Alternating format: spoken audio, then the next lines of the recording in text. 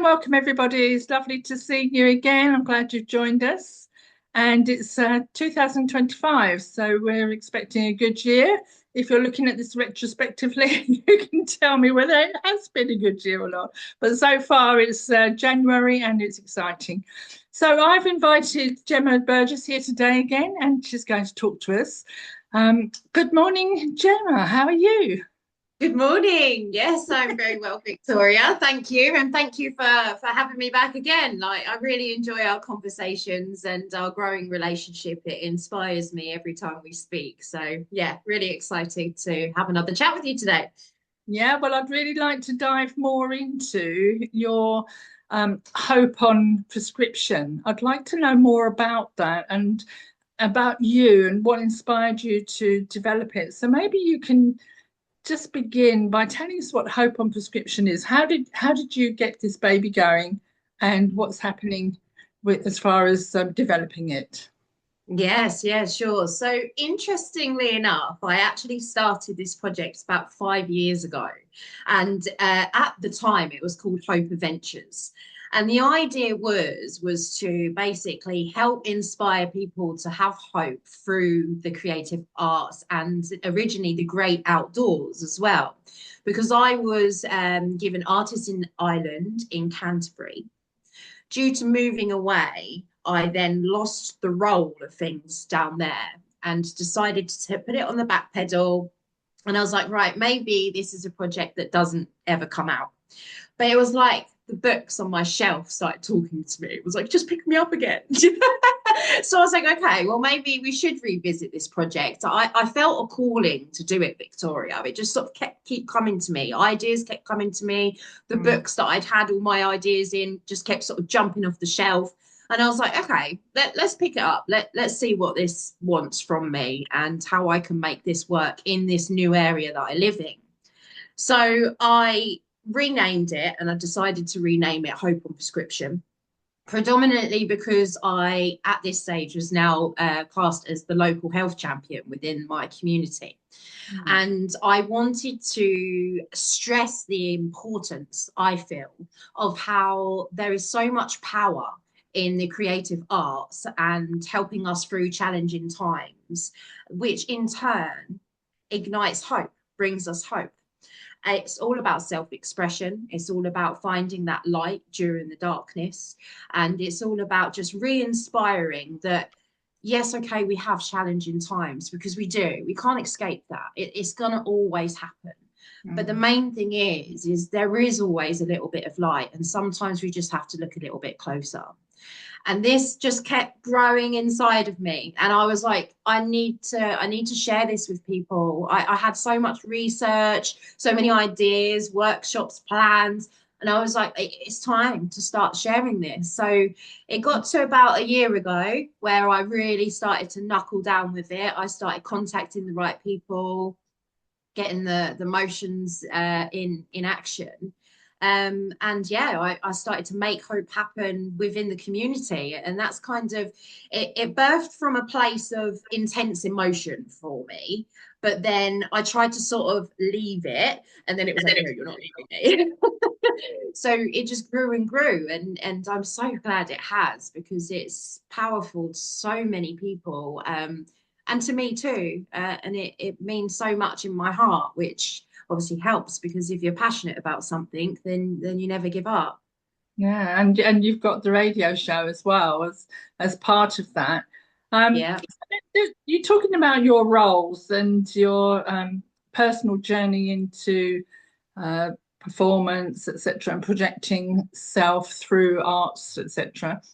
How did you develop that in yourself? What made you, was this a childhood thing, or was it something you grew into as you became an adult? And how do you see that helping you with hope on prescription? Absolutely. So for me, it grew with me at a very young age. I have always struggled with very intense emotions. They amplify. So I like when I feel, I really feel. So for example, if I was to love, I love so much, I feel it in my heart, I want to squeeze you. Or when I cry, I cry, like, and I will cry intensely for ages. And it's hard to regulate my emotions. I mean, I've done a lot of work on myself over the years to be able to be where I am now. But I mean, I do still have my days.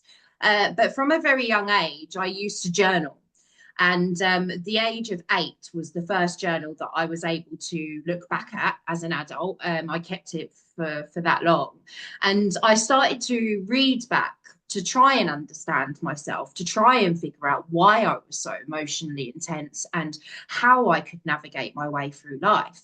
And what I noticed through my journals was that I was writing poems and I was writing songs, and situations that I was finding hard to process as a child, I was then letting out through singing a song. Or, I mean, looking back at it now, I have no idea what rhythm went with that song. But all I know is it provided me that space to channel out those really hard emotions that my 8-year-old self couldn't do.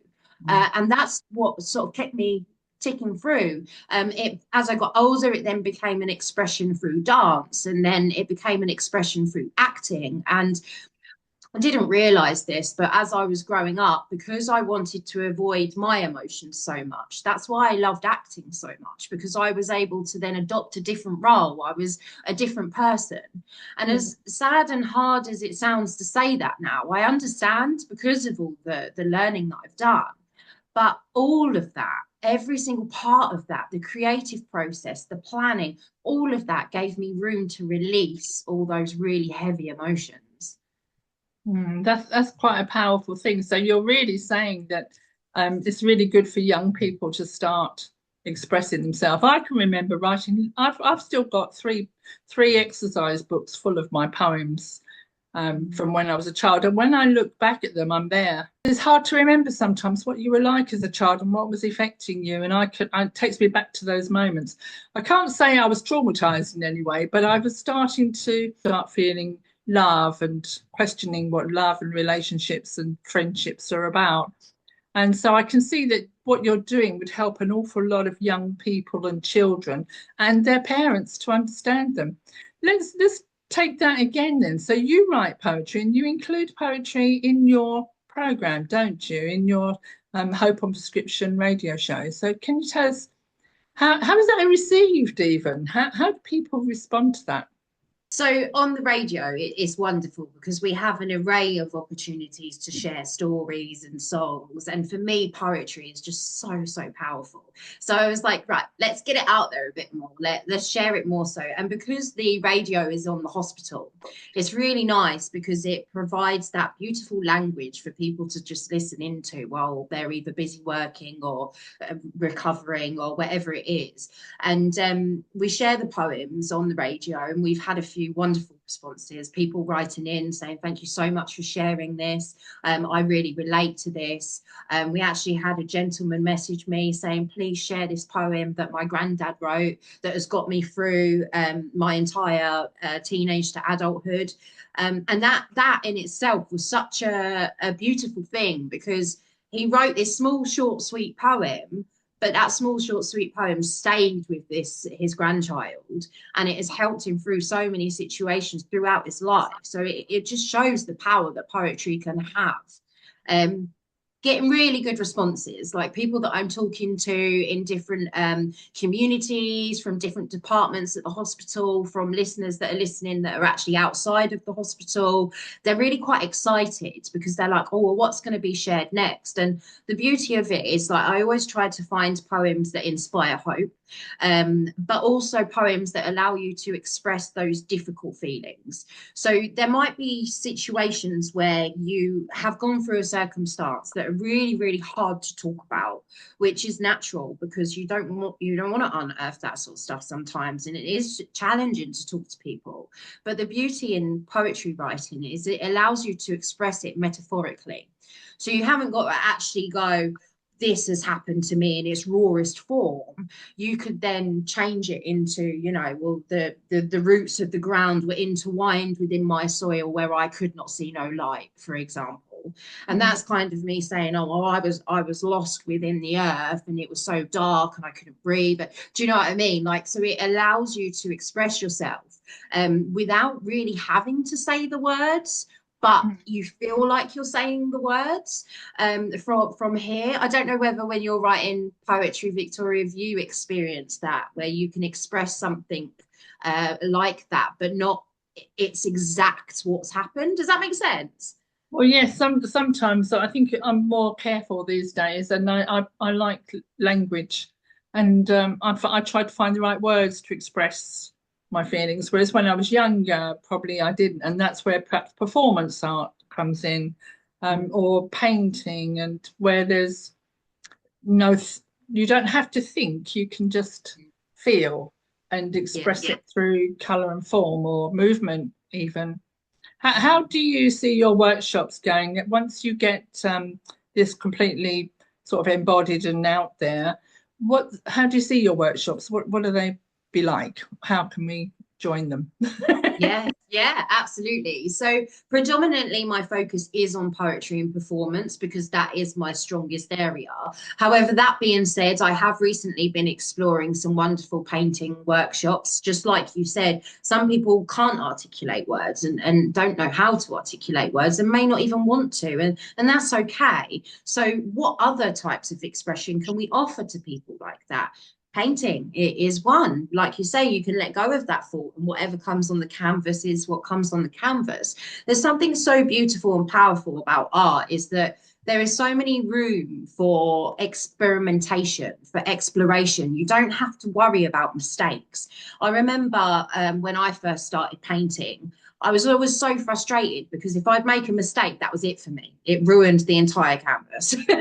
But whereas my friend, who is a painter and she helps me with these workshops, she was like, yeah, but mistakes could actually end up being something miraculous, part of it. Like, and I never really saw that until we done a workshop recently at We Are Beams. We did a painting workshop there, and we created a hot air balloon. And one of the kids dripped a little bit of red paint in the green area. And I've looked and I've gone, oh no. But she's gone, amazing. Look, our new ladybird. And I was like, wow. Like in my mind blew, the little girl's mind blew, because me and the little girl stood there like, oh no. But she was like, no, no, no, it's fantastic. So now we have this beautiful little ladybird that was sat in the grass that showed me and this little girl that mistakes can be part of it. Like, it is a part of it, and it can be a beautiful part of it if we allow it, if we open up our minds to see the possibilities, because there are infinite possibilities, especially within creative arts.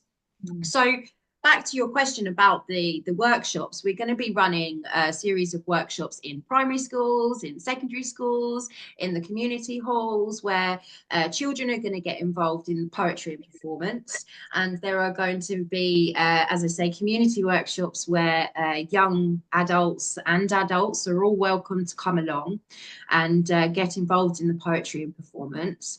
There are going to be pop-up art ones here, there and everywhere, but my focus predominantly this year will be on poetry and performance. There'll be also stuff going on online. So there's going to be like little competitions propping up, little rooms for expression for people to share their stuff online. So if you can't always get to us in person, you're not alone. Like, we're here to support you. And we're so blessed now with this extra connection to be able to reach out to more people that provides that online and offline experience, which is it's really exciting. Yeah, so I can imagine that you're looking for funding for this then, and support. So if anybody in your there today would like to support Jemma in what she's doing, I think it's unusual and exciting, and valid, very, very useful. I know with my own family, when there's been grief, that some of the children have needed to sing songs, make songs, getting to the vibration of their emotion and create words. And I know how helpful this can be. So if anybody would like to support Jemma, then please contact her at the end of this. The information will be at the end of the interview. So what's your journey in trying to help get some financial backup for this then? Yeah, so originally I had the idea, and then I was like, well, how am I going to fund this? Like, I'm a single mum with three kids and on a part-time job. I was like, I can't fund this kind of project. So I started reaching out to people that I knew that had done similar things. And sometimes it's not what you know, it's who you know. So I have got to say a massive thank you to all the people that have helped me grow an understanding of how to reach out to get funding. And if anyone else wants to have a chat about what I've learned in that process, then again, please don't hesitate to ask me. I was incredibly scared of this side of the project, Victoria. I won't lie. It's all very new to me. I've always been someone's employee. I've never really had to actively find money to support a project like this. But I just got the motions in go. I mean, there's so many incredible things online that you can look at now to find funding. And you have to go through this process of writing out an application to apply for the money. But at the beginning, I found this like a really daunting process. And I was like, oh no, I'm way in over my head. I can't possibly do this. But the best thing about this application that I learned was I needed it. You need that application in order to pull apart every single part of your project so that you fully know how that project is going to run. So there was so much of it that I was like, well, this is the idea, this is the plan. I'm just going to pop along and do this. But then I didn't think about, well, who's going to be manning that area when I'm running that workshop? Or who's going to accompany me? Because I can't just go into a class of 30 children on my own. I need an assistant. And how am I going to, are the days going to match up? Are we going to get the days right? Is the timeline going to work? Like there are so many things that you have to consider about the project. Now, I'm not sharing that to scare you all off, but I'm sharing it as the realization that going through these applications builds strength. It gives you the ground map, the blueprint, if you like, to how it's all going to run. So although it might be a challenge, it's a challenge absolutely worth taking. I'm really proud to say that we have received Stone Pharmacy is a sponsor, Property Renovations is a sponsor, Co-op Green Hive, and we've now just officially got Kent County Council, which is which is huge. So we have got an incredible array now of sponsors. However, I have such a big idea for this project that I applied for the Arts Council England, which I am now in waiting stages. I submitted the final application just before Christmas, and I'm just waiting to hear back. But it's nerve-wracking. I'm Yeah. nervous, Victoria. Like I'm waiting. I'm like, is it a yes? Is it a no? But at the same time, I'm so excited because all the foundations that we put in place, all the networks and connections we've made, even if I wasn't to get that, there's going to be another door. There's going to be another opportunity. And that's a message that I want everyone to hear from this is even in those moments that you might not get what you want or might not get what you feel like you need for your business right now, don't give up because it will open up another door to a different opportunity. I had one of the schools pull out recently and I was like, oh my God, no, you can't do that. Come back. But in order for because they pulled out, I have another school that has got real rooted connections to poetry winners and things like that. And it's like, well, as one door closes, another opens. Like it's okay. Just like ride the waves because you will get through it.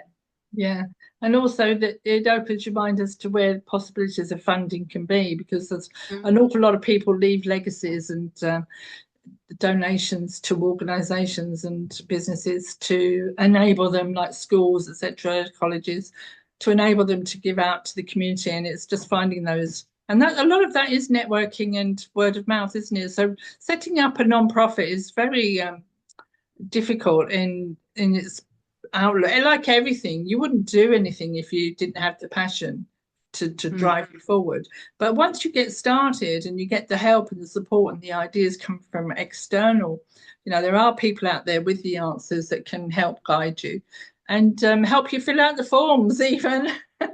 Yeah, Yeah. Oh, my first application in comparison to my application now, I have a mentor and she is an absolute genius. She's so clever, but she's done these things so many times that she now knows, like she can roll this off at the back of her tongue. Whereas because I've never done it before, my application was very bare. It was very underdeveloped. The idea was there, but the action of how to make it all happen, it was missing. Mm. And that was okay though, because that just meant for me, I needed to learn more. And that's what life is about. It's all about learning. And every day you learn a little bit more. And every day, like you might notice that something hasn't gone right. But it's all a part of the journey. And I remember listening to a lot of motivational speakers, and they always say, fall in love with the journey. Like, don't stress about the destination, fall in love with the journey. And I see that now Mm. because within that journey, you grow personally so much. And And that's hope, isn't it? That's where hope yeah, comes in, because you've always got that dream that you're working towards and you're hoping for a better future. And yeah, the hope that somebody will help you. And it you have that openness. Hope opens us to opportunity, don't you think?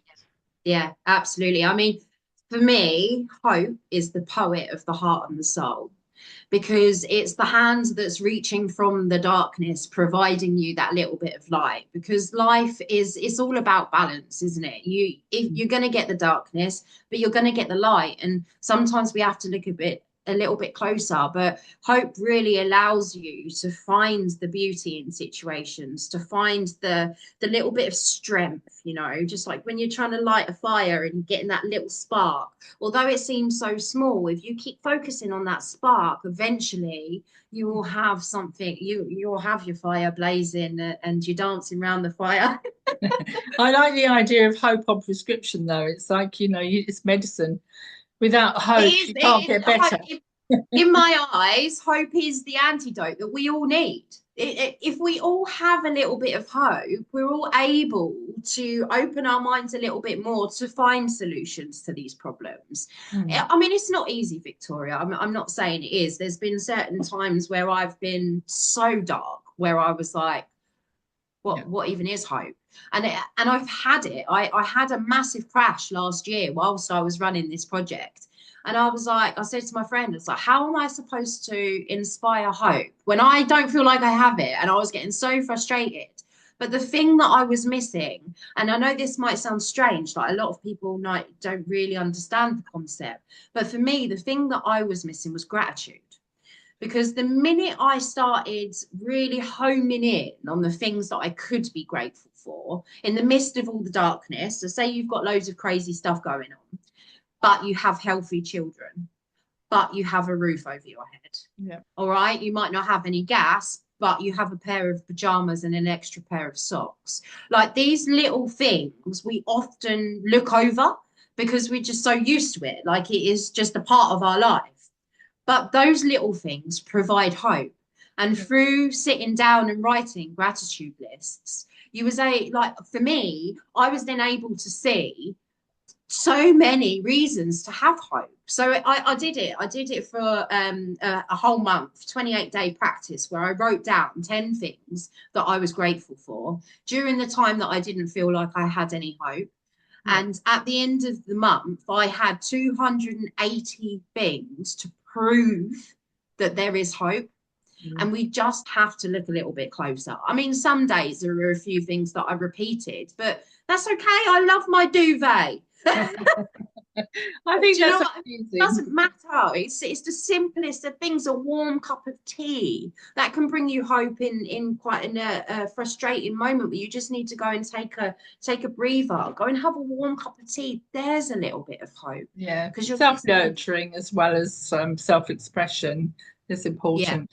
So we're looking forward then to hearing more about your Hope on Prescription through the show and through your social media, etc. So, have we got any dates yet for anything exciting coming up for you? Yes, we do. So Thursday, the 6th of February, is going to be the first Hope on Prescription live on air back on Valley Park Radio. So me and Dave will be back presenting all things hopeful, and it will run every fortnight throughout the year, which I'm really excited. We done it last year. It started in June, and it's continued going. It's been such a success, and we've had so much lovely feedback. And Victoria, you was one of our guests last year. And so that's really exciting. In terms of the rest of the project, I can't give dates just yet because we are waiting, as I say, on the Arts Council England and how we're going to navigate through with or without it. But fingers crossed, things are looking really hopeful. And I've got hope that it's going to happen because I'm out here making hope happen. And this, I think, is something really important to consider, because some people have said to me, Victoria, but hope is dangerous. Hope is something that you can naively fall into. And it gave me food for thought, because I was like, well, I'm the opposite. I'm an absolute lover of hope, and I see its power. I believe in its power. But when you're feeling like it's not a great thing, you just have to put hope in action, make hope happen. So you take a step towards whatever it is that you hope for. You can't just sit there and go, well, I hope to get these new trainers. Let's just use a silly example. I hope to get these new trainers, and then get really depressed that you're not getting these new trainers. But what have you done? What did you do? Did you save up? Have you been putting money away? Did you find a better deal? Do you know what I mean? Like, what are you doing? Sometimes things come in other ways, don't they? You don't have to buy them yourself. You're made to buy some that is not worn and give them to you. You know, I think hope is about disappointment. People are afraid of the disappointment of the hope not being reached, but they don't realise that once you set that goal and you hope for something, it can come or lead you into other things. And sometimes that hope, that dream of a new flat or a new home or a new partner, just takes a little bit longer. It's not going to happen tomorrow. But absolutely. On that note of hope, I think we need to just remind everybody of how they can contact you and how you can inspire hope in them.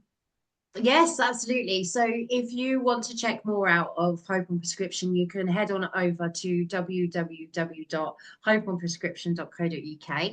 You can also go over onto YouTube and just type in Hope on Prescription. We've got some videos on there. There's going to be some pre-recorded Valley Park Radio episodes from last year on there as well. And this will continue to build.